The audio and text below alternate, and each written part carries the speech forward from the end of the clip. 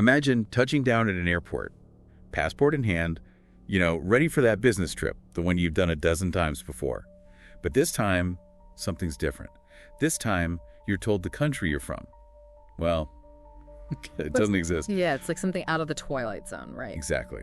And that's the baffling situation we're diving into today. The very strange tale of the Taured Man. And this isn't some internet legend, passed around on Reddit or anything like that. Not some creepypasta. No, this allegedly occurred in 1954 at Haneda Airport in Tokyo and involved actual officials who were completely stumped. Wow. Okay, so 1954, I'm picturing it. Bustling Haneda Airport, people coming and going. And amidst all this, a man approaches customs, seemingly just another traveler. That's right, he's described as well-dressed, confident, carrying a passport, even currency from various countries. Totally ordinary, until you get to the passport. Exactly. That passport is where things take a strange turn. What was wrong with it? Was it obviously fake? Well, no, that's the thing. It looked genuine, even to experienced eyes. But it had the name of a country no one had ever heard of. Taured. Not just a country no one recognized immediately, but one that wasn't actually on any maps. Exactly. And here's the even more perplexing part. His passport wasn't some obvious fake. It had visa stamps from other countries, including Japan, indicating previous trips. Hold on, so this wasn't his first time entering Japan with this passport? Right, according to the stamps, no. So if it was a forgery, it was incredibly convincing, especially for that era. So I'm imagining these customs officials are flipping through their reference books, like double and triple checking, right? You can bet they were. And the guy's reaction while they're doing this, he's just as confused as they are. Adamant that Taured was a real country, a place he'd traveled from many times before. He's bewildered by the situation, not like someone trying to pull a fast one. So not a prank. He really thought he was from this country that, as far as anyone knew, didn't exist. That's the impression he gave. He talked about Taured like it was as real as any other nation, describing its location, even his business dealings there. He had company documents, a driver's license, all issued by this non-existent Taured. Like he stepped out of an alternate reality. Or an alternate geography, I guess you could say. You got it. So we've got this guy, a passport from a country that doesn't seem to exist, documents that just raise more questions. It's a real head-scratcher, and the authorities, well, they weren't sure what to make of it either. I can only imagine. So what did they do with him? They did what anyone would probably do in that situation. I mean, they detained him. Makes sense. Figure out what's going on. Right. They put him up in a nearby hotel for the night, kept him under guard, of course. You'd think that'd be the moment he'd drop the act, if it was all a big joke. You'd think so, right? But that's not what happened. Oh, what happened?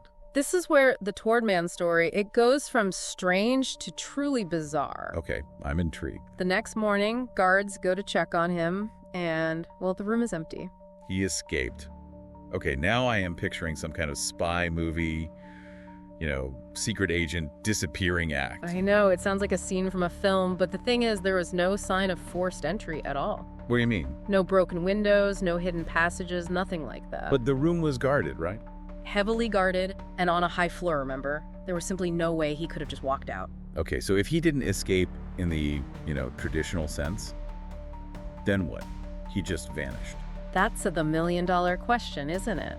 And to make things even more baffling, all his belongings, they disappeared too. Wait, you mean the passport, the driver's license, everything? Gone, no trace. This is crazy, like something out of thin air. It's like he was never there, except for the fact that multiple people interacted with him, documented him. Hold on, this was before facial recognition and all that, but surely they at least had his photo, right? Fingerprints? You'd think so, but despite a thorough investigation, the Japanese authorities, they never found a single trace of him. No missing person report, nothing. Nothing. It's as if he truly never existed, except he did. This is where my brain starts to melt a little bit. Mine too. It's like we've gone from a simple case of mistaken identity to, well, something else entirely. Something that seems to defy explanation. Exactly. And it's that lack of an explanation that makes this case so fascinating, so enduring. So where do we even go from here? Well, that's where things get really interesting, because with no logical explanation, people started to look for more, well, let's say creative theories. It's like the world is full of strange stories, but this one, it feels different, like it really happened. It does, doesn't it? And maybe that's why, with no easy explanation, people start to reach for, well, bigger possibilities. Like what? Well, one of the most popular theories, and it ties into what we were talking about earlier, is that the Taured Man, he wasn't from around here. Not from around here. You mean, like, not from Earth? That's one way to put it. Some people believe he was a visitor from a parallel universe. You know, a reality where Taured actually exists. Okay, so instead of a case of mistaken identity, it's a case of mistaken reality. It's a cool idea, but it seems a little far-fetched. It might seem far-fetched, sure, but the idea of parallel universes, it's not just science fiction, you know?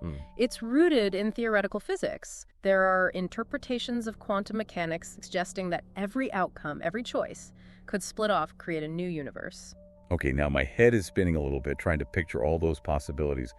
But how do we go from complex physics to saying, oh yeah, that guy at the airport, definitely from another dimension? Right. And it's important to be careful about jumping to those conclusions, obviously. We don't have hard evidence that he was from another dimension, but it's that lack of any other explanation, you know. On top of the timing, right in the thick of the Cold War, the space race, when people were fascinated by the unknown. It makes you wonder if he really was just a regular guy, a businessman, but from a world just slightly different from ours. But we can't talk about out there theories without mentioning the other big one, right? Time travel. Yes. Maybe Taured wasn't from another dimension, but another time. What if it was a real place centuries ago, wiped from the map, completely forgotten, except by him? A visitor not from another reality, but from a lost history. Okay, now that's just as intriguing. But we keep bumping up against the same problem, don't we? We have theories, but no way to prove them. And that's part of what makes the Taured Man so fascinating, right? It's a mystery with no clear answer. A story that highlights how much we still don't understand about our world, about reality itself. It makes you think, you know, Yeah. It makes you question. And for me, that's what makes this story and others like it so endlessly fascinating. It's a good reminder that the world is a strange and mysterious place, and some mysteries, they might just stay that way. Well, I, for one, am happy to keep exploring those mysteries, keep asking those questions, and see where they lead. Thanks for joining me on this deep dive into the strange case of the Taured Man. It's a story that reminds us to stay curious, to keep an open mind, and to never, ever lose our sense of wonder. Until next time, keep exploring the unexplained. Thank you for watching. If you liked this video, please hit the like button and subscribe the channel. Please share your feedbacks and thoughts through comments.